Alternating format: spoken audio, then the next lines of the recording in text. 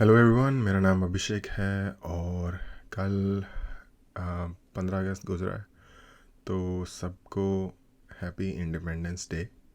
और इसलिए आज थोड़ा सा वाद में ब्रेक लगा के एक इंडिपेंडेंस डे में जो हर साल प्रधानमंत्री अपनी स्पीच देते हैं, इस साल जो मोदी जी ने अपनी स्पीच दी है उसका एक बहुत ही इम्पोर्टेंट एस्पेक्ट ये था, या सबसे बड़ी हाईलाइट ये थी कि उन्होंने ये कमिटमेंट किया है कि 2047 या 25 साल बनते हैं, हाँ, 25 साल के अंदर इंडिया को एक डेवलप्ड कंट्री बनाना है। अब डेवलप्ड कंट्री में मेरे हिसाब से, मेरे ओपिनियन के हिसाब से सबसे इम्पोर्टेंट चीज़ है human condition. Human development index होता है एक HDI, उस और एक पर कैपिटा इनकम। ये दो चीज़ें मेरे हिसाब से इम्पोर्टेंट होनी चाहिए। आपने देखा होगा कि अक्सर लोग कहते हैं चाइना सुपर पावर है, कि ये है वो है फलाना ढिमकाना।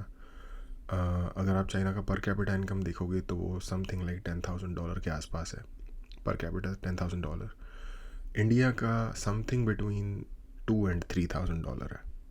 इंडिया से ऊपर आपको हैरानी होगी, रिसेंटली बांग्लादेश ने सरपास कर दिया इंडिया को, जो कि बहुत ही हम लोगों के लिए, ऐसा नहीं कि बांग्लादेश कोई इन्फीरियर कंट्री है, बट हमसे पीछे से आते हुए हमसे आगे निकल गया। ये एक मतलब हम स्लो हैं, ये एक क्वेश्चनेबल चीज़ है हमारे एफर्ट के ऊपर। तो सबसे इम्पोर्टेंट मेरे लिए पर्सनली पर कैपिटा इनकम है, और ह्यूमन डेवलपमेंट इंडेक्स इन्हीं चीज़ों के ऊपर होता है। Health, education, quality of life, इन चीज़ों के ऊपर बेस्ड होता है। तो मेरे हिसाब से ये सबसे बड़े पैरामीटर्स हैं किसी कंट्री के डेवलप्ड होने का, कि last man in the line तक क्या पहुंच पा रहा है। तो एनीवे, मोदी जी ने ये कमिटमेंट किया, और इसके ऊपर एक वीडियो मैंने देखी प्रशांत धवन जी की, जो कि वर्ल्ड अफेयर्स जिनका चैनल है। और मैंने सोचा कि क्यों ना, क्योंकि 15 अगस्त है तो क्यों ना ये वीडियो देखी जाए। तो एनीवे, वीडियो देखते हैं और होपफुली कुछ सीखने को मिलेगा हमें उससे। नमस्कार and welcome to world affairs. मैं हूं प्रशांत धवन। नाउ स्वतंत्र दिवस की आप सबको हार्दिक शुभकामनाएं। और आपने नोटिस किया, अरे यार, प्रशांत धवन जी, स्वतंत्रता दिवस होता है और ये जो सेंटर में जो बंदा है, सेंटर में नहीं, आई मीन लेफ़्ट से तीसरा बंदा या राइट से दूसरा बंदा, उसने जो ये पैच पहना हुआ है, मुझे नहीं पता इसे क्या कहते हैं, सैशे कहते हैं शायद इसको, सैश या सैशे कुछ कहते हैं इसे। इसमें इंग्लैंड का झंडा बना हुआ है। आई एम श्योर कि पास से देखने पे वो डिफरेंट होगा, बट वो इंग्लैंड के झंडे, उसका जो बेस है वो इंग्लैंड के झंडे का है। वाइट बैकग्राउंड पे रेड क्रॉस होता है। क्या होगा कि हमारे प्राइम मिनिस्टर ने स्वतंत्र दिवस के स्पीच में एक बहुत ही इंपॉर्टेंट टारगेट दिया देश को। ना पहली बात तो मैं वैसे आपको ये बता दूं कि इंडिया का इंडिपेंडेंस डे है, तो दुनिया भर के वर्ल्ड लीडर्स ने अलग तरीके से स्पेशली इंडिया के लिए ट्वीट्स करी है। कई लीडर्स ने तो हिंदी में भी लिखा मैसेज। यहाँ पर आप देख पाओगे इमानुएल मैक्रोन की ट्वीट है, इन्होंने हिंदी में भी एक पोस्ट करी है। उसके अलावा ऑस्ट्रेलिया के जो करंट प्राइम मिनिस्टर हैं एंथोनी अल्बनीसी, इन्होंने भी यहाँ पर स्पेशल लेटर लिखा इंडिया के लोगों के लिए। और जो एक तो ऑस्ट्रेलिया का यार प्रेसिडेंट या प्राइम मिनिस्टर होता है, वो यार पता ही नहीं चलता कब चेंज हो जाता है। अभी कुछ दिन पहले तक वो था स्कॉट मॉरिसन। जो बाइडेन समेत व्लादिमीर पुतिन, दुनिया भर के जो मेजर कंट्रीज के वर्ल्ड लीडर्स हैं, उनकी तरफ से शुभकामनाएं आई है। शी जिनपिंग ऑब्वियसली इंडिया को ज्यादा कुछ कांग्रेचुलेट करेंगे नहीं, क्योंकि दोनों कंट्रीज के रिलेशंस काफी खराब हैं। मगर पूरा वर्ल्ड मीडिया आज के समय में देख रहा हूँ कि एक पर्टिकुलर टॉपिक पर बहुत फोकस कर रहा है। वो ये है कि पीएम मोदी ने प्लेज किया है कि आने वाले 25 सालों में, मतलब कि 2047 का हमने यहाँ पर टारगेट लिया है, 2047 तक इंडिया को हम बनाएंगे एक डेवलप्ड कंट्री। ओके, ये जो इमेज है ना, जो ये पीछे इन्होंने एनिमेशन लगाया है, मैं हमेशा देखता हूँ जब भी डेवलपमेंट की प्रोजेक्शन होती है ना माइंड में, या एक इमेज बनती है कि ऐसा लगेगा देखने में, तो हमेशा इस टाइप की बहुत बड़ी बड़ी स्काई स्क्रेपर्स और रोड और टोटली कंक्रीट से बना हुआ बेसिकली जगह, जिसमें बिल्डिंग ही बिल्डिंग है, ऐसी ही तरीके से इमेजिन किया जाता है। और मुझे ये समझ में नहीं आता कि ये एकमात्र इमेजिनेशन क्यों है, क्यों लोग आउट ऑफ द बॉक्स नहीं सोचते इस बारे में। या ये फ्लाइंग जो उड़ती हुई चीज़ दिखाई है, ऐसा क्यों नहीं हो सकता कि ग्रीन है और पानी नीला है, और आसमान नीला है और पानी ग्रीन है, आई मीन, और पेड़ पौधे हैं जो जो पूरा फौना है और फ्लोरा होता है वो ग्रो हो रहा है, इस तरीके की इमेजिनेशन भी तो की जा सकती है ना। और ज़रूरी नहीं है ये, अच्छा इस पूरी इसकी अगर जो ये पीछे बैकग्राउंड चल रहा है, अगर इसको आपको फॉलो करना है, इसका प्रेजेंट रिप्रेजेंटेशन देखना है, इससे सबसे सिमिलर चीज़ आज के टाइम में, तो मैनहट्टन देख लो आप, मैनहट्टन की स्काईलाइन देख लो, बहुत ज़्यादा उसके जैसे ही लग रहा है। मैनहट्टन के दोनों साइड से नदी गुजरती है, हडसन रिवर वेस्ट की तरफ से और ईस्ट की तरफ से ईस्ट रिवर गुजरती है। तो ऐसे ही सेम जो बिल्कुल सदर्न मैनहट्टन है, बिल्कुल ऐसा ही लगता है देखने में। तो जहाँ पे वर्ल्ड ट्रेड सेंटर थे या अभी भी है, तो नेचुरली भी बहुत खूबसूरत नज़ारा नहीं है ये, स्पेशली अगर जो डिस्टोपियन लग रहा है टू बी ऑनेस्ट मुझे। तो मेरी तो एक मैं आपको कंट्री का एग्जांपल देता हूँ। इटली एक ऐसी कंट्री है जो मुझे लगता है कि सबसे होलसम तरीके से तरक्की पे है। हालांकि उनकी इकोनॉमी के हालात काफ़ी बुरे हैं, बट अगर आप इटली को देखो ना, अगर आपको जाने का मौका मिले कभी, या अगर आपको ऑनलाइन भी देखने का मौका मिले, आप देखोगे वो। और not just Italy, in fact Europe के दूसरे देशों में भी ये चीज़ ट्रू है, बट इटली के लिए स्पेसिफिकली ट्रू है क्योंकि ऑफ कोर्स वो रोमन साम्राज्य का उत्तराधिकारी भी है, कि वो ऐसे ग्रो होते हैं। गांव का पुराना वही घर होगा जो 400 साल पहले बना था, लेकिन उस घर में हीटेड फ्लोर होगा। हीटेड फ्लोर इसलिए ज़रूरत होती है यूरोप के देशों में क्योंकि ठंड में बहुत ज़्यादा जब सर्दियाँ हो जाती है तो हीटेड फ्लोर काफ़ी एक्स्ट्रा ऑर्डिनरीली कम्फर्टेबल है, वो एक लग्जरी चीज़ मानी जाती है। ठीक है, अंदर से पूरा फिटेड होगा मॉडर्न तरीके से, रिमोट कंट्रोल, सब कुछ क्लाइमेट कंट्रोल होगा हाउस के अंदर। बाहर से देखोगे तो आपको लगेगा कि ये तो घर 400 साल पहले बना होगा। तो वो मॉडिफाई कर देते हैं पुराने वाले को ही, अपना नहीं लेते किसी और का देख के, उसके वाले से कन्वर्ट नहीं कर देते अपने आप को। तो एक होलसम डेवलपमेंट जिसे कहते हैं, एनीवे आगे बढ़ते हैं। ये सुन के काफी जो बाकी डेवलप कंट्रीज हैं, चाहे ऑस्ट्रेलिया हो, यूएस हो, इनके कान खड़े हो गए हैं कि इंडिया ने एक बहुत ही बड़ा टारगेट पकड़ लिया है कि डेवलपिंग से हम बन जाएंगे डेवलप कंट्री। और जो ये डेवलप कंट्री का टाइटल है, ये अचीव करने के लिए पीएम मोदी ने ये भी कहा कि देश को 5 प्रण लेने होंगे। पहला प्रण यहाँ पर ये है कि बहुत बड़े संकल्प लेके चलना होगा, क्योंकि अब देखिए जब आप एक डेवलप कंट्री बनना चाहते हैं, अभी आपको बताऊंगा, आपको अपने कंट्री के जो मापदंड है ह्यूमन डेवलपमेंट इंडेक्स में पर कैपिटा इनकम के हिसाब से ये बहुत ही ज़्यादा बढ़ाने होंगे। वैसे मैं इस चीज़ के ऊपर बात कर ही रहा था कि दुनिया में एक्चुअली बहुत लिमिटेड, शायद 10-15 कंट्रीज़ ही हैं जो प्रॉपरली डेवलप्ड कंट्रीज़ हैं। और अब ये डेवलप्ड कंट्री का क्या है या इंडिया को बनना है, इसका मुद्दा उठ गया। ओके, अभी हम अच्छा इन्होंने कोई प्लान दिया है अमृतकाल के 5 प्रण, मतलब 5 लाइक फैसले। पहला प्रण, बहुत संकल्प लेके चलना होगा, बहुत बड़े संकल्प लेके चलना होगा। ये थोड़ा सा रिडंडेंट हो अभी गया। जहाँ पर हम हैं वहां से लेकर डेवलप कंट्री के टाइटल तक पहुंचने के लिए बहुत ज्यादा मेहनत करने की आवश्यकता है। जो सेकंड प्रण है, यहाँ पर पीएम मोदी ये कहते हैं कि कॉलोनियल माइंडसेट का कोई भी जो ट्रेस हमारे अंदर है, इसको हमको मिटाना होगा। देखिए बिल्कुल, हम अगर हिस्ट्री पढ़े, कोई बड़ी बात नहीं है, कल को थोड़ा सा एक इंफीरियोरिटी कॉम्प्लेक्स भी आ जाए कि ब्रिटिशर्स ने 300 सालों तक हम पे राज किया। एक इतना कहाँ किया यार 300 सालों तक। देखो, ब्रिटिश क्राउन का डायरेक्ट शासन 1857 से 1947 तक था, 90 ईयर्स बनते। 1857 की क्रांति हुई थी ना पहली, 1857 की क्रांति आई थिंक 1857 में हुई थी, 56 या 57 कुछ ऐसी हुई, 57 में हुई थी। तो 57 से 47 90 साल बनते हैं, ठीक है। उससे पहले ईस्ट इंडिया कंपनी कर रही थी इंडिया के शासन पर राज, पूरे इंडिया में उनका शासन नहीं था। बहुत सारे एरिया थे जो फ्री थे, वो तो खैर इनफैक्ट बाद में भी क्वाज़ाई फ्री फिर भी रहे ही थे, बट एक अगेन, और ईस्ट इंडिया कंपनी ने भी कोई 100 साल शासन नहीं किया है। एक ग्रेजुअल प्रोसेस था जिसमें उन्होंने कभी ये सल्तनत ले ली, फिर उससे अगली उठा ली, फिर बंगाल ले लिया, कभी पंजाब ले लिया, कभी कुछ ले लिया, कभी अवध ले लिया। इस तरीके से वो जीत रहे थे। और ये जो चीज़ें होती हैं ना, ये इतनी ईजी है, जितनी जल्दी हम हिस्ट्री की बुक में पढ़ते हैं कि भाई ये हो गया, ये हो गया, ये हो गया, आज ये, अगला कल दूसरा, नहीं, 50-50 साल लग जाते हैं एक एक इस तरीके के ऑब्जेक्टिव को अटेन करने में। तो ये ज़रूर बड़े कमाल की बात है कि यार वो लोग हंड्रेड्स ऑफ ईयर्स तक ये करते रहे और हमारे यहाँ किसी की आँख नहीं खुली। ये ज़रूर सोचने वाली बात है कि ऐसा कैसे हुआ होगा। लेकिन आई मीन अगर आप थोड़ा सा चीज़ों को खोल के देखना शुरू करोगे तो आपको समझ आ जाएगा लोग कितने ज़्यादा गलिबल और सेल्फ सर्विंग होते हैं। तो और उसकी वजह से ये चीज़ करनी कितनी ज़्यादा ईजी है।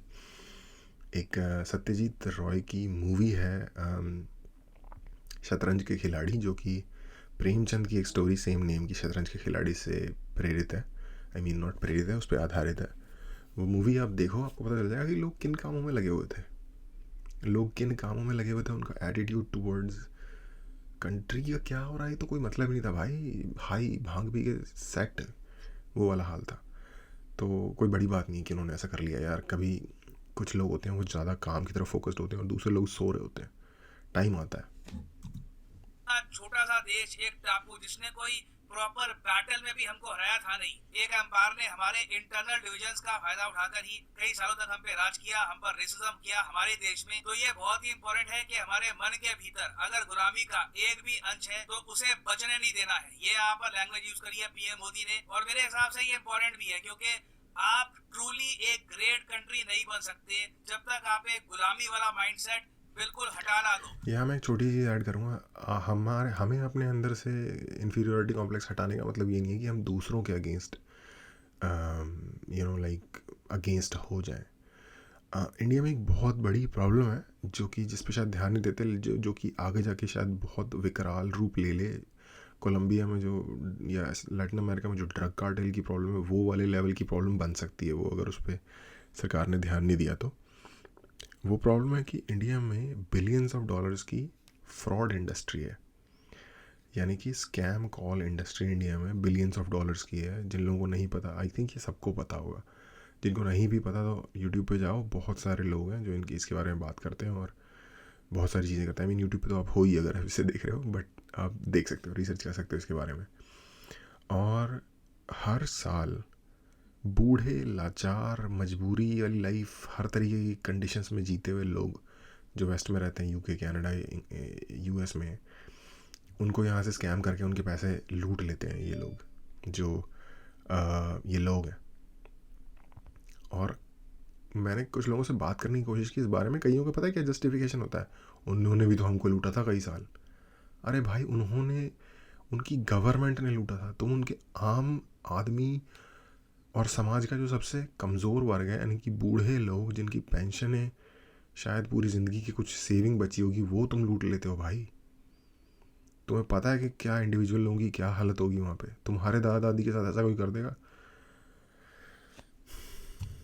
और अपनी जो रूट्स है, जो आपका ओरिजिन है, उसमें आप प्राइड ना लो। और तीसरा जो प्रण है ये यही है, take pride in our roots. चौथा प्रण है यूनिटी। बात सही है। अगर इसको ऐसे जोड़ के देखो, ये जो प्राइड है, जो मैं बात कह रहा था ना कि कैसे इटली ने एक नेचुरल होलसम ग्रोथ की है।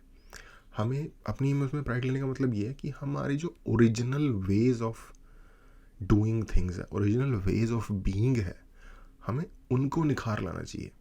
फॉर एग्ज़ाम्पल, हमारे यहाँ जैसे ईस्टर्न इंडिया में आप देखोगे ना, तो टाइलों वाली छतें होती थी, जैसी आपको स्पेन वगैरह में देखने को मिलेंगी, या मेक्सिको वगैरह में देखने को मिलेंगी। टाइलों पे टाइलें लगी होती हैं, उनको खपरैल कहते हैं हिंदी में शायद। वैसी वाली छतें होती थी। अब अगर आप ईस्टर्न रीजन में जाओ तो ये जैसे कहते हैं कि पुराने ज़माने से चलते आते हुए जो मकान थे उनकी छत होती थी। अब आप देखोगे वहाँ जाके तो छतें आपको नॉर्मल कंक्रीट के घर मिलेंगे हर जगह। छतें नॉर्मल कंक्रीट की फ्लैट छतों वाली घर होते हैं। तो हमने क्यों अपनी उस आर्किटेक्चर को फॉरगिव कर दिया, या फिर लेट गो कर दिया? हम आर्किटेक्चर आप देखो, हर जगह वही सादा कंक्रीट वाला झंडू, सस्ता तो नहीं कहना चाहिए, सस्ता तो आई डोंट थिंक वो पड़ता है, लेकिन उस टाइप का मैं एक आर्किटेक्चर का एग्जांपल देके बता रहा हूँ। उसके अलावा हमारे यहाँ के जो खुद के स्ट्रीट फूड थे वो कम नहीं थे, लेकिन फिर भी हम पिज़्ज़ा और बर्गर में हम हज़ार 2-3 हज़ार रुपये खर्च करते हैं। जो हमारे यहाँ के नेचुरल तो नहीं, लोकल स्ट्रीट फूड है। ये एग्जांपल दे रहा हूँ मैं। इस तरीके के बहुत एग्जांपल आपको देखने को मिल जाएंगे। जो लोकल चीज़ें हैं वो एग्जिस्टेंस से आउट होती जा रही हैं और हम एक किराए का कल्चर अपनाते चले जा रहे हैं अपने ऊपर। तो ये सोचने वाली बात है। हम लोग एज ए कंट्री अलग रहेंगे तो जो 300 साल पहले हुआ था वही रिपीट हो सकता है। इट इज इम्पोर्टेंट कि हम लोग अपने आप को रीजन के हिसाब से ना देखें कि मैं पंजाबी हूँ, ये वहाँ का है, ये साउथ का है। इट इज इम्पोर्टेंट कि all of us see ourselves as Indians first. और जो फिफ्थ प्रण है ये है sense of beauty among the citizen. चौथे वाले की बात करता हूँ मैं, कि इन्होंने एक बात बोली कि मैं पंजाबी हूँ, मैं फलाना हूँ, मैं ढिमकाना हूँ।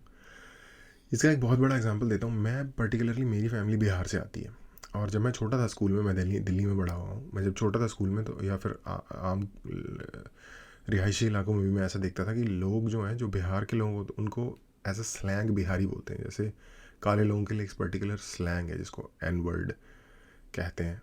ऐसे ही बिहारी एक बिहारी इसलिए नहीं क्योंकि वो बिहार से बिलोंग करते हैं, बिहारी इसलिए क्योंकि वो एक डेरोगेटरी टर्म में यूज़ होता है, ऐसे यूज़ किया जाता था। मैं, अब कुछ लोग होते हैं, मैं शायद उनमें से अपने को काउंट करता हूँ, जो नेचुरली, जिनका कॉन्फिडेंस इस तरीके की चीज़ों से बीट डाउन नहीं होता। बुली करना तो दूर, मुझे अफसोस है कि मैं खुद, मुझे लगता है कि मैंने कुछ अपने साथ के बच्चों के साथ उनको उतने अच्छे से ट्रीट नहीं किया जितना अच्छे से मुझे करना चाहिए एक इंसान को, दूसरे इंसान को। मैं थोड़ा सा आतंकी टाइप का इंसान हुआ करता था। एनीवे, चलो गलती हो जाती है, उस वक्त समझदारी नहीं थी, बट एनीवे, तो मुझे उससे फ़र्क नहीं पड़ा। लेकिन मैं बहुत सारे लोगों के कॉन्फिडेंस को उसकी वजह से टूटते हुए देखता था। वो लोग अपनी आइडेंटिटी को छुपा लेते, कहते थे हम तो कहीं और जगह का नाम बता देते थे। तो यानी कि आप अपने ही लोगों के साथ रेसिस्ट हो, और इस तरीके से नॉर्थ ईस्ट के लोगों के साथ होता है, इस तरीके से नॉर्थ में साउथ के लोगों के साथ होता है। तो सबकी सिटीजन्स। अब गलती ये है। बात तो देखिए हमारे संविधान में भी आपको मिलेगी कि नागरिकों की एक फंडामेंटल ड्यूटी है, मगर ये बात मेरे ख्याल से रिमाइंड करवाना भी बहुत ही इंपॉर्टेंट है कि एज सिटीजन्स हमारा भी बहुत स्टेक है हमारी कंट्री के डेवलपमेंट में, और हमारा भी एक कांस्टेंट एंडेवर बनता है कि हम इंश्योर करें कि लगातार हमारा कंट्री तरक्की करे, और हम एक बेहतर सिटीजन कैसे बन सकते हैं। अब यहाँ पर आप यही पूछ सकते। अच्छा, इसमें ना एक प्रॉब्लम है, और जो करंट सिचुएशन है वो उस प्रॉब्लम को दर्शाती है। एक्चुअली ह्यूमंस जो होते हैं वो नेचुरली ही सेल्फ सर्विंग होते हैं। कंट्री की हम बात बहुत करते हैं, बकचोदी बहुत मचाते हैं, लेकिन करने के टाइम पे हम जब जब हमारे पास डिसीजन लेने का टाइम होता है, तो हम डिसीजन वो लेते हैं जो हमें सर्व करेगा या हमारी फैमिली को सर्व करेगा। और स्पेशली इंडिया ऐसी कंट्री में फैमिली की तरफ बहुत ज़्यादा ओरिएंटेशन होता है, ज़्यादा लॉयल्टी फैमिली या क्लैन की तरफ होती है मुकाबले की कंट्री की तरफ। जो बहुत सारी रीजनल पार्टीज़ आपको दिखती हैं बिहार में, अभी नीतीश जी ने कांड किया है, फिर भी उनकी पार्टी को वोट मिलते हैं, करते आ रहे हैं कांड शुरू से। लालू जी ने उनसे ही बड़े बड़े कांड किए थे, उनको वोट पड़ते आ रहे हैं। मुलायम सिंह, मायावती, एक से बढ़ के एक चोर लोग हैं यूपी में, उनको वोट पड़ते आ रहे हैं। और ऐसे ही पूरे साउथ में देख लो, स्टालिन, बंदे ने अपना नाम ही स्टालिन रखा हुआ है। स्टालिन कौन, शैतान के रूप में, इंसान के रूप में शैतान पैदा होने वाले बंदों में से ना एक स्टालिन भी था। हिटलर से बड़ा शैतान था वो, और उसके नाम पे अपना नाम रखा हुआ है। और ऐसे ऐसे बंदों को साउथ में वोट देते हैं। क्यों होता है ये सारे देश के ऐसे राज्यों में, क्यों हो रहा है ऐसा? अकाली है पंजाब में, एक से बढ़ के एक पूरे पंजाब को लूट के खा गए। क्यों होता है ऐसा कि उनको वोट पड़ती है? क्योंकि लोग कंट्री के या फिर स्टेट की डेवलपमेंट के साथ नहीं है, अपनी क्लैन, अपनी जाति, अपना जो छोटा सा ग्रुप है उसके साथ लॉयल है। तो बात करने में हर कोई देशभक्त है, पर जब एक्शन लेने का टाइम, और ये तो मैं बहुत छोटा बता रहा हूँ, जब बड़ा फैसला लेने का मुद्दा आता है, आईआईटी करके बंदों के पास मौका होता है कि यहाँ काम करना है कि बाहर जाना है, भाग के बाहर जाते हैं। 10% शायद नहीं रहते होंगे इधर। तो आई डोंट नो ये कैसे इस्टेब्लिश होगी ये चीज़, क्योंकि ह्यूमन नेचर के अगेंस्ट जाती है। और कहने में अच्छी है, सुनने में अच्छी है, बट लेट्स सी।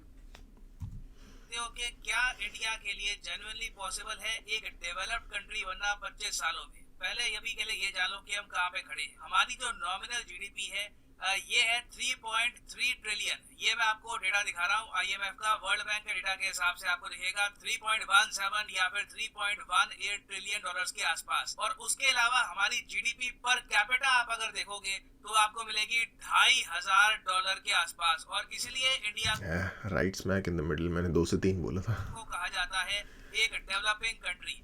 और दुनिया भर में देखो, डेवलपिंग कंट्री होने का कोई ऐसा नहीं है कि क्लियर कोई यहाँ पर डेफिनेशन है कि आपने अगर ये कर लिया तो आप एक डेवलप कंट्री कहलाए जाओगे, मगर ज्यादातर वेस्टर्न वर्ल्ड में ये कहा ओके, ये देखो, literally Canada, USA, north America में आइसलैंड, ये पता नहीं, ऊपर blue Falkland island, Svalbard island, अच्छा वो नॉर्वे का पार्ट है इसलिए ठीक है। वेस्टर्न यूरोप, अच्छा पोलैंड को भी इन्होंने बाहर रखा हुआ है। स्कैंडिनेविया, वेस्टर्न यूरोप या नॉर्दर्न यूरोप कह लो, वेस्टर्न और northern Europe, Japan, Taiwan, Australia, New Zealand, और इन्होंने साउथ कोरिया को नहीं दिखा रखा, लेकिन साउथ कोरिया भी एक डेवलप्ड कंट्री है for all intends and purposes. तो बस यही है, ये बेसिकली ईयू को कवर किया है इन्होंने इसमें ऊपर। तो बेसिकली, और इसमें स्विट्ज़रलैंड भी उन्होंने इंक्लूड कर दिया EU में, बट एनीवे जो भी है, तो बस यही कितनी गिनती की कितनी कंट्रियाँ होंगी। यूरोप में छोटी छोटी कंट्रियाँ हैं, तो चलो नंबर थोड़ा 25-30 चला जाएगा, लेकिन बस यही 25-30 कंट्रियाँ हैं जो रियल सेंस में डेवलप्ड है, एक्चुअली में डेवलप्ड है। जाता है कि जो देश ह्यूमन डेवलपमेंट इंडेक्स में बहुत ही अच्छा परफॉर्म करते हैं उनको ये कहते हैं डेवलप्ड कंट्री। क्योंकि देखो, एक बार को एक देश की इकोनॉमी बहुत स्ट्रांग होगी, उनकी सरकार के पास बहुत पैसा होगा, जब तक आम इंसान भी वहां पर एक बेहतर जिंदगी नहीं बिताएगा तो ओवरऑल उस कंट्री को आप डेवलप्ड कह नहीं सकते। फॉर एग्जांपल चाइना का केस आप अगर ले लो, चाइना की इकोनॉमी ओवरऑल इन पीपीपी टर्म्स यूएसए से आगे निकल चुकी है, नॉमिनल टर्म्स बिल्कुल यूएस की इकोनॉमी के आसपास है, मगर नहीं, आप अगर आसपास नहीं है। चाइना की, अगर मैं गलत नहीं हूँ तो 17 या 18 ट्रिलियन डॉलर की इकोनॉमी है, यूएसए की 25 से 26 ट्रिलियन डॉलर की इकोनॉमी है, तो 2/3 है यूएसए का, पास नहीं है। हाँ, at some point definitely surpass कर जाएगी, बट आपको ये सोचना पड़ेगा कि चाइना में ऑलमोस्ट 1.5 बिलियन से भी ज़्यादा लोग हैं, 1.6 बिलियन लोग हैं, यूएसए में 35 करोड़ लोग हैं, यानी कि चाइना का 1/5। तो मान लो आपके पास 10 रुपये हैं और सामने वाले के पास भी 10 रुपये हैं, लेकिन सामने वाले 5 भाई बहन हैं, उनको अपने 10 रुपये शेयर करने हैं। आपके पास एक बंदे के पास 10 रुपये हैं, उनके पास एक बंदे के पास 2 ही रुपये होंगे। पर कैपिटा इनकम देखो चाइना की, तो आज भी $10,500 के आसपास आपको मिलेगी, 10,000 के बहुत आसपास। ज्यादा कम है। जो बहुत ही विकसित कंट्रीज हैं यूरोप के, वहाँ पे जीडीपी पर कैपिटा आपको $50,000 $60,000 के आसपास मिलेगी। यूएस में ऑलमोस्ट 60 के आसपास, $60,000 पर ईयर है, सॉरी पर कैपिटा इनकम है। क्योंकि आम आदमी वहाँ पे काफी कमाता है, उसके पास ओवरऑल आप कह सकते हैं स्पेंडिंग पावर काफी होती है। तो यूजुअली डेवलप्ड कंट्रीज मान के चलती हैं कि जब तक एक कंट्री की जीडीपी पर कैपिटा $20,000 के आसपास नहीं पहुंचती, उसको ये डेवलप्ड कंट्री नहीं मानती। उसके अलावा एक और यहाँ पर फैक्टर आता है ह्यूमन तो डेवलपमेंट यानी कि ये भी जीडीपी पर कैपिटा को काउंट करते हैं। ओके, इंडेक्स का कहा जाता है कि ह्यूमन डेवलपमेंट इंडेक्स का जो टोटल स्कोर है, अगर एक ओके, ये भी ह्यूमन डेवलपमेंट को कंट्री का 0.800 से नीचे है तो उस कंट्री को हम एक डेवलप्ड कंट्री या फिर इवन एक एडवांस्ड इकोनॉमी नहीं कह सकते। और इस केस में इंडिया अभी कहां पर खड़ा है, ये मैं आपको डायरेक्टली यूएन की ह्यूमन डेवलपमेंट वेबसाइट से दिखाता हूँ। तो यहाँ पर आप देख पाओगे यूएनडीपी की वेबसाइट है। आप नोटिस करोगे कि ह्यूमन डेवलपमेंट इंडेक्स में जो कंट्री सबसे बेहतरीन परफॉर्मेंस देती है, फॉर एग्जांपल नॉर्वे, आयरलैंड, इनकी HDI वैल्यू कितनी हाई है, 0.955। तो इंडिया इनसे अभी बहुत कम आपको मिलेगा। आप देखोगे बाकी जो कई और देश है ये भी आपको काफी हाई HDI वैल्यू वाले मिलेंगे। फॉर एग्जांपल सऊदी अरेबिया हो गया, रोमेनिया, इवन कजाकिस्तान की। ये सब इंडिया से ऊपर है। उरुग्वे, पनामा एक मिडिल इनकम से भी गरीब सी कंट्री है kind of. Barbados island country है, कोई खास नहीं है। जॉर्जिया गरीब कंट्री है। मलेशिया ठीक ठाक कंट्री। सर्बिया गरीब कंट्री है। सेशल्स 90s में सिविल वॉर से बाहर निकल के आई है। सेशल्स आइलैंड है। अल्बेनिया अगेन सेम वॉर से निकल के आई है। ईरान, वाह, ईरान 40 साल से सैंक्शन लगे हुए हैं इनके ऊपर। Bosnia Herzegovina again same war से निकल के आई है। Saint Kitts and Nevis island है, कोई खास नहीं है। यूक्रेन वॉर में चल रहा है, फिर भी इंडिया से आ गया। पेरू मिडिल इनकम गरीब कंट्री। अर्मीनिया अभी वॉर से निकला है। कोलंबिया अगेन साउथ अमेरिका की कंट्री है, वही वैल्यू काफी हाई गरीब है। टाइप की। इंडिया को ढूंढने के लिए हमको, ओ भाई साहब, अच्छा इंडिया से बेहतर देखिए कौन कौन है। भूटान, चलो भूटान तो एक छोटा देश है, बहुत कम जनसंख्या है, तो मेंटेन कर लेंगे। ग्वाटेमाला भाई सेंट्रल अमेरिका का एक छोटा सा देश है, जहाँ से लोग भर भर के झुंड में अमेरिका की तरफ चल के जाते हैं। ताजिकिस्तान अगेन सेंट्रल एशिया का एक गरीब देश है। इराक भाई 20 साल वॉर में रहा है। मोरक्को थोड़ा सा है मिडिल इनकम ही, डेवलपिंग कंट्री है, बट थोड़ी सी बेहतर है इनकी हालत। गैबोन अफ्रीका में है। यहाँ पे जाना होगा नीचे। इंडिया अभी खड़ा है 0.645 पे, तो जो ये स्कोर है 0.645। अच्छा, मैंने शायद बात की हुई है इसके बारे में एक्चुअली कि बहुत सारी सब सहारन अफ्रीका की कंट्रीज़ बहुत चीज़ों में इंडिया से आगे हैं, जिनको कि हम ऐसे देखते हैं कि ओह ये तो अफ्रीका से होके आया है, जैसे या अफ्रीका से आया लगता है, जैसे कि पता नहीं कितने नर्क जैसी जगह हो वो। ऐसी बात नहीं है, वहाँ की बहुत सारी कंट्रीज़ काफ़ी चीज़ों में हमसे आगे हैं, स्पेशली न्यूट्रिशन वगैरह में।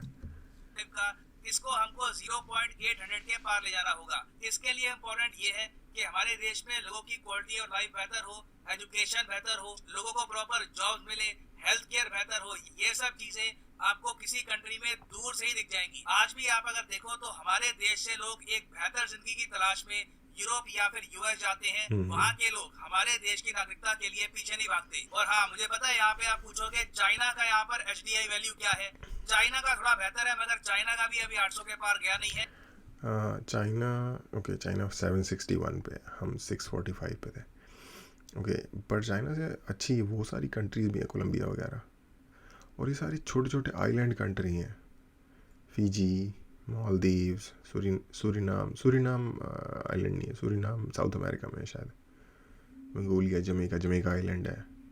अल्जीरिया आइलैंड नहीं है। डोमिनिकन रिपब्लिक आइलैंड है। सेंट लूसिया आइलैंड है। चाइना की HDI वैल्यू आपको मिलेगी 0.761। इनको भी 800 के पार जाने में अभी लग जाएंगे, कई साल लग जाएंगे।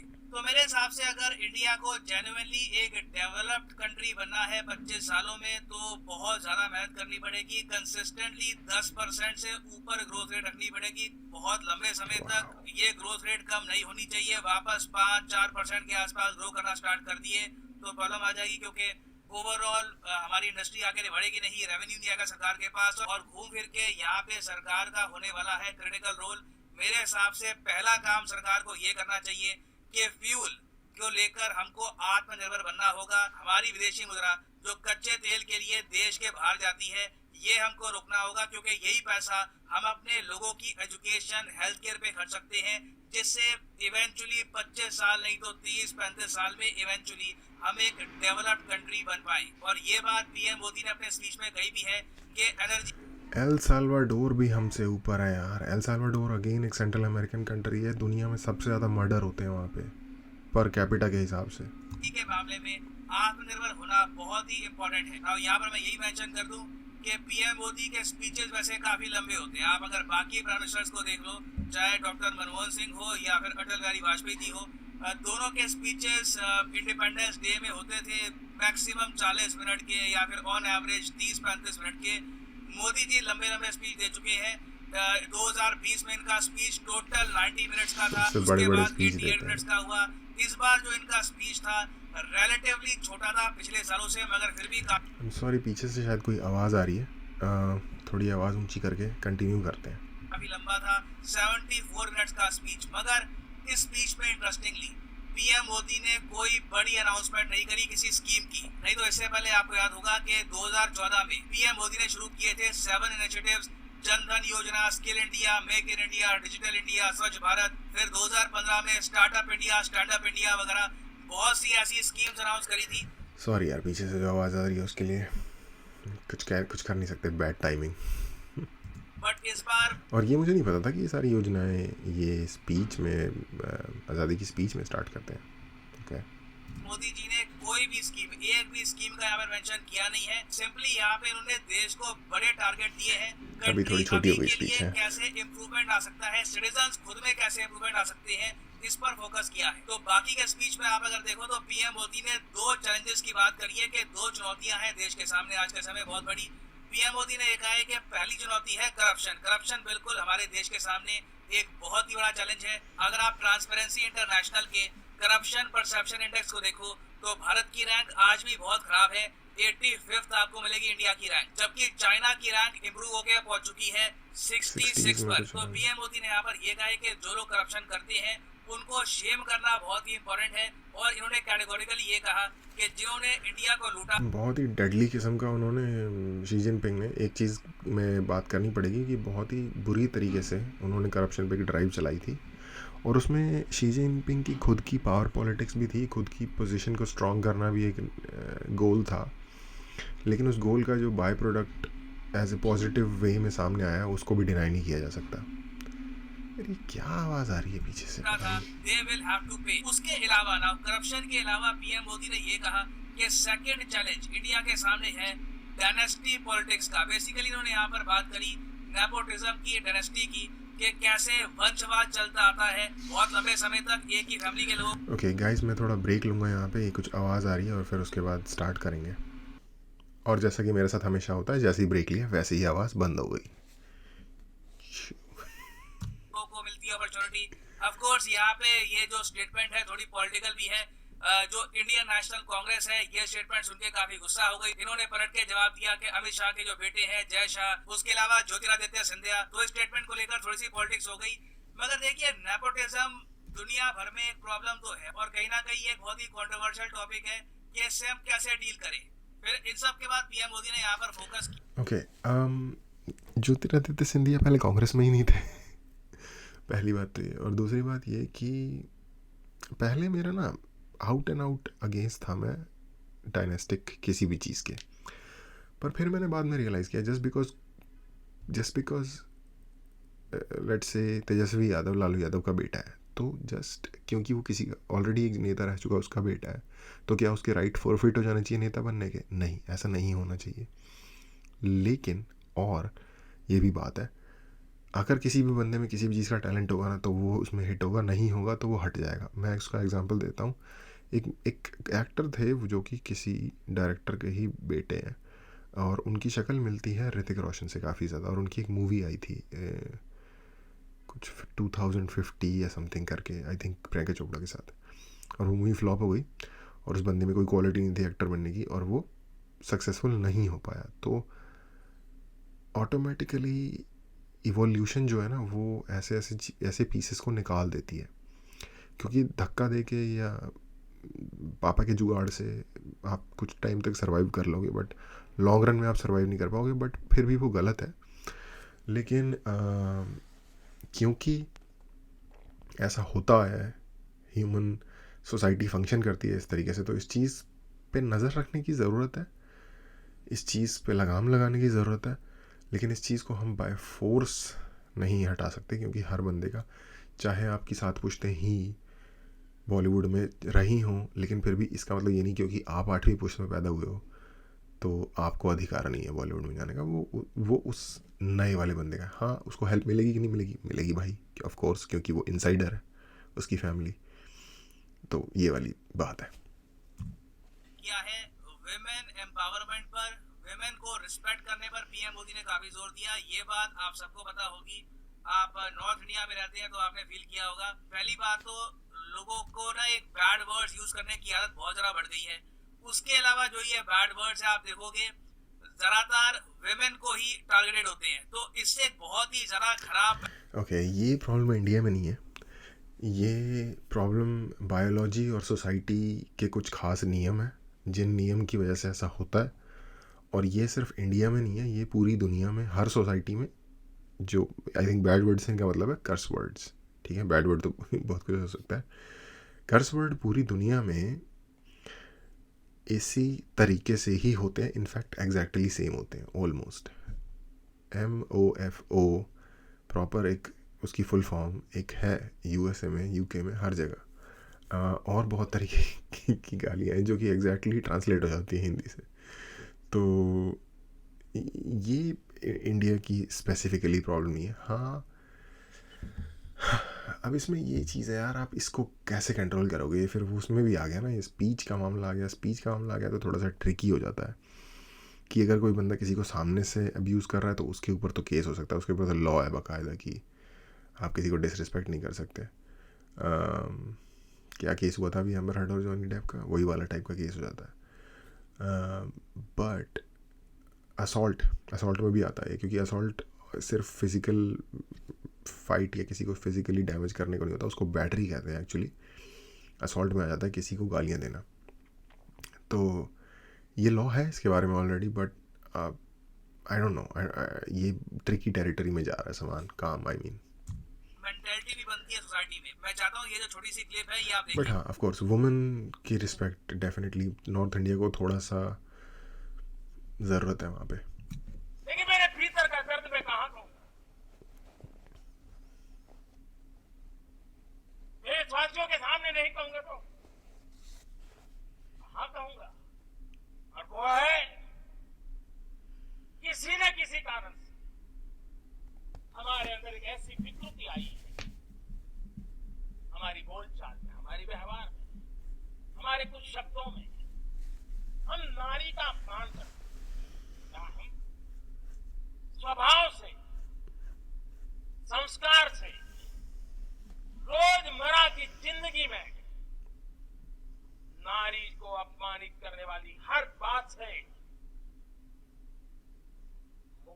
साथ संकल्प ले सकते हैं।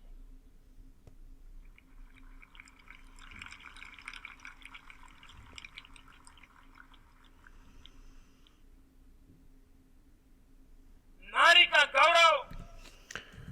जिसको जिसको नहीं पता, ये मैं स्पीच दे रहा था कल सुबह, तो मैंने ये बातें की वहाँ पे।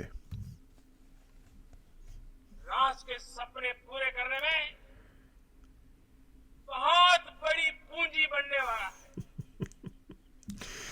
इंटरनल जोक है इस चैनल का। ये सामर्थ्य मैं देख रहा हूँ। बहुत ही ज्यादा इम्पोर्टेंट इशू रेस की क्या बात है, मैं अपनी खुद की स्पीच पे रिएक्ट कर रहा हूँ। क्या है हमारे देश के पीएम ने। और मैं वैसे आपको ये बता दूं कि ये एक बहुत ही ज्यादा प्री रिक्विजिट भी है एक डेवलप्ड कंट्री बनने का। यस, कोई भी वुमेन की इक्वालिटी एक बहुत ही इंपॉर्टेंट एस्पेक्ट है आगे डेवलप्ड कंट्रीज़ का। बट जो ये बोल रहे हैं ना, आई डोंट नो ये प्रैक्टिकली कितना सही है, क्योंकि इंसान जो बोथ मैन वुमेन एक ख़ास तरीके के नेचर के साथ पैदा होते हैं। हर सोसाइटी में वो चीज़ें आपको सिमिलर देखने को मिल जाएंगी। तो उस चीज़ को आप जड़ से चेंज कैसे करोगे, ये एक और या उसका क्या अर्थ होगा, ये एक तरीके से सोचने वाली बात है। लेकिन दूसरा प्रॉब्लम इसमें, इसका जो दूसरा पहलू है वो ये है कि जो क्राइम अगेंस्ट वुमेन है वो रोकने में अगर ये हेल्प कर सकता है, और जो कि शब्द शुरुआत होती है, एक्शन उसके बाद ही हो सकता है। थॉट, शब्द और फिर एक्शन, ये प्रोग्रेशन होता है किसी फिनोमेनन का। तो अगर ये उसमें हेल्प कर सकता है, क्योंकि आपने शब्द को रोक दिया तो एक्शन में भी नहीं कन्वर्ट हो पाएगा वो। तो ये I guess I don't know, I guess मेरे पास इनफ अंडरस्टैंडिंग नहीं है इस चीज़ को पूरा पार्स आउट करने की। विकसित देश आप अगर देखो तो वहाँ पर नारी का सम्मान किया जाता है। उस देश की जो फीमेल्स हैं वो इकोनॉमी में कंट्रीब्यूट करती हैं, वो सेफली अपने घर के बाहर निकल सकती हैं, उनको एक सेंस ऑफ सेफ्टी रहती है। इंडिया में मैं कहूँगा कि हमको हमारे बोलचाल में, व्यवहार में, ऑल टुगेदर वुमेन सेफ्टी पर, वुमेन एम्पावरमेंट पे अभी बहुत ज्यादा काम करना है, तभी ओवरऑल एज ए कंट्री हम इम्प्रूव कर पाएंगे। इस सब के अलावा पीएम मोदी ने यहाँ पर टेक एड की भी बात करी है कि देश का टेक एड आ चुका है। मतलब कि एक ऐसा समय अब देश का आ चुका है जहां पर टेक्नोलॉजी के फील्ड में इंडिया काफी तरक्की करेगा। पीएम मोदी ने कहा है कि 5G बहुत ही जल्द देश में आ जाएगा। 5G का रिसेंटली आपको पता होगा कि ऑक्शन हुआ है, सरकार को 1.5 लाख करोड़ से भी ऊपर की कमाई हुई है। बिलियन डॉलर में कितने हो गई है? रफली हम यहाँ पे बात कर रहे हैं 190 बिलियन डॉलर्स के आसपास, एक ह्यूमंगस अमाउंट है। ये 1/5 ऑफ अ ट्रिलियन। ऐसा जो प्राइवेट कंपनीज है इंडिया में, रिलायंस, वोडाफोन, एयरटेल, ये सब देगी भारत सरकार को। तो सरकार को मैसिव अर्निंग हुई है यहाँ पर। और आपको पता होगा कि बहुत ही जल्द हमारे देश में मैसूरू में एक बहुत ही मेजर सेमीकंडक्टर प्लांट भी ओपन होगा। करीब 23,000 करोड़ की लागत से ये प्लांट बनाया जाएगा। तो काफी पॉजिटिव बातें थी। अच्छा, आप देखो जो इतने बड़े ज़बरदस्त प्लांट्स हो रहे हैं या डेवलपमेंट हो रहे हैं, वो ज़्यादातर, अगेन मैं किसी को डिस्क्रिमिनेट नहीं कर रहा, साउथ में हो रहे हैं। मेरा कहने का ही मतलब है, मैसूर कर्नाटक में एक शहर है, हो रहे हैं। इससे ये नहीं है कि वहाँ नहीं होना चाहिए। इससे ये है कि वो लोग कितने कॉम्पिटेंट हैं साउथ में लोग, या उन्होंने कितना अच्छा एनवायरनमेंट क्रिएट कर दिया है कि बिज़नेस वहीं जाता है। साउथ में चला जाएगा, नहीं तो महाराष्ट्र, गुजरात में चला जाएगा। जो ईस्टर्न स्टेट्स हैं, जैसे कि उड़ीसा हो गया, पश्चिम बंगाल एक वक्त में होता था, लेकिन अब उन्होंने वहाँ पे सरकारें ऐसी आई हैं कि उन्होंने पूरा ही गर्त में डुबा दिया उस स्टेट को। उड़ीसा, झारखंड में फिर भी टाटा के प्लांट्स हैं ओरिजिनल, जमशेदपुर वगैरह में। ईस्टर्न यूपी हो गया, बिहार हो गया, इन राज्यों में तरक्की तो दूर की बात, शायद बैकवर्ड जा रहे हैं ये राज्य। और सेम पंजाब का हाल भी सेम है। पंजाब एक बहुत ही इंडस्ट्रियल स्टेट होता था। अब मैं जितना दोस्तों से सुनने में आता है कि कोई इंडस्ट्री नहीं रही वहाँ, सब जा रहे हैं वहाँ से निकल के। पीएम मोदी ने इनका मेंशन किया है, मगर कोई स्कीम यहाँ पे इन पर्टिकुलर इसका भी मेंशन हुआ नहीं है। ना यहाँ पे मैं जानना चाहूंगा आपका ओपिनियन, आपके हिसाब से क्या हम लोग जेन्युइनली 25 सालों में, और अगेन ये मैं जो कह रहा हूँ ना, ये इसमें मैं ये नहीं कह रहा कि नहीं कुछ देशों में नहीं कर रहे, करने नहीं, ये तो स्टेट की जो गवर्नमेंट है उसकी कॉम्पिटेंस के ऊपर है। अगर स्टेट की गवर्नमेंट कॉम्पिटेंट है और अच्छा बिजनेस एनवायरनमेंट दे रही है और टैक्स रिडक्शंस दे रही है और टैक्स कट्स दे रही है, हेल्प कर रही है बिजनेसेस को, लॉ एंड ऑर्डर प्रोवाइड कर रही है, तो क्यों नहीं जाएंगी कंपनीज? कंपनी तो वहाँ जाएगी जहाँ उसको फ़ायदा होगा। साउथ में ये एनवायरनमेंट अच्छा है, नॉर्थ से ट्रांसपोर्टेशन का, इंफ्रास्ट्रक्चर का एनवायरनमेंट अच्छा है, लॉजिस्टिकल चेन के साथ कनेक्टेड है। ये चीज़ आप अपनी स्टेट में प्रोवाइड कर दो, आपकी स्टेट में बिजनेस आ जाएगा। सिंपल बात ही है। मैं किसी को बिल्कुल नहीं डिस्क्रिमिनेट करना चाह रहा। अगर साउथ में जा रही है, मोर पावर टू देम। अगर वो अच्छा कर रहे हैं, मोर पावर टू देम। ठीक है, जो जो नहीं करेगा पिछड़ जाएगा भाई, सिंपल बात है। Evolution, survival of the fittest, इसमें विश्वास है। कोई बिल्कुल बिल्कुल all the best to south. But north वालों को ये है कि नॉर्थ में नहीं, जो राज्य अच्छा नहीं कर रहे उनको ज़रूरत है सोचने की। एक डेवलप्ड कंट्री की श्रेणी में आ सकते हैं, और अगर आप मानते हैं कि आ सकते हैं, तो उसके लिए इंडिया को एक मेन काम क्या करना होगा, ये भी ऐड करिएगा अपनी कमेंट में। अगर आपकी कमेंट बहुत अच्छी हुई, काफी आपने उसमें इन डेप्थ जानकारी दी, तो मैं कोशिश करूंगा उस कमेंट को पिन भी कर दूं कुछ समय के लिए, ताकि बाकी लोग भी वो कमेंट देख पाए। बाकी मैं कोशिश करूंगा कि मैक्सिमम जो कमेंट्स हैं उनको हार्ट भी दूं। तो लिखिएगा अपने थॉट्स के बारे में in the comment section below. Okay, video यहाँ ख़त्म हो गई है, तो यहीं से बात अपने लास्ट कमेंट दे देते हैं ऑडियो फॉर्म में। तो देखिए, 25 साल में हो सकता है कि नहीं हो सकता, इन्होंने पूछा एंड में। हो सकता है। ग्रोथ जो होती है ना, वो हमेशा लीनियर नहीं होती। वो यार मैं हमेशा ये वर्ड भूल जाता हूँ। एनीवे, लीनियर नहीं होती। जो लीनियर का जो ऑपोजिट वर्ड है वो होती है यानी कि एक्सपोनेंशियल। यस, मैं ये वर्ड क्यों भूल जाता हूँ हमेशा? एक्सपोनेंशियल, मैंने मैथ्स में पढ़ा एक्सपोनेंशियल फंक्शंस। एनीवे, तो एक्सपोनेंशियल ग्रोथ होती है, यानी कि अगर आज आपके पास 2 हैं, 4, 8, 9, 10, 4, 8, 9, 16, 32, ऐसे ग्रोथ होती है जब ग्रोथ होती है। तो जो एक्सपोनेंशियल ग्रोथ है ना, उसका जो इनिशियल पार्ट है ना, वो इस तरीके से होती है, ऊपर उड़ जाता है बिल्कुल। ठीक है, तो इनिशियल पार्ट में टाइम लगता है, और इंडिया ने अपना इनिशियल समय तय कर लिया है ऑलरेडी। तो हो सकती है ग्रोथ, बिल्कुल हो सकती है। इसमें जो मेरा पॉइंट है वो मैं ऐड करूँगा भाई, कल्चर और एनवायरनमेंट, यानी कि एयर पोल्यूशन, वाटर पोल्यूशन जो ये हो रहा है कंट्री में, जो हमारे जितने भी नेचुरल रिसोर्स हैं उनकी कंजर्वेशन सबसे ज़्यादा इम्पॉर्टेंट डेवलपमेंट के साथ साथ लेके हमें चलना ही होगा। एयर की क्वालिटी बेटर करनी होगी शहरों में, और गाँवों में अगर अच्छी है तो मेंटेन करनी होगी, नहीं तो वहाँ भी सुधार की ज़रूरत है। उसके अलावा पानी की क्वालिटी, पानी की हमें देखना होगा कि वाटर कंजर्वेशन कैसे होगा, हमारे ग्रीन स्पेसेस का कंजर्वेशन या उनका डेवलपमेंट इनफैक्ट कैसे होगा। ये सबसे इम्पॉर्टेंट है। अगर हमने तरक्की कर ली और हमने अपने एनवायरनमेंट को मैसअप कर दिया तो कोई फ़ायदा नहीं है ऐसी तरक्की का, क्योंकि फिर हमारी हेल्थ उससे ज़्यादा, या हमारी लाइफ ही तो टोटली कुछ रहने लायक जगह ही नहीं रह जाएगी, क्या फ़ायदा होगा उसका। तो ये मेरा पॉइंट है इसमें, और उम्मीद है आप लोगों को कुछ सीखने को मिला होगा इसको देख के, और देखने के लिए थैंक यू।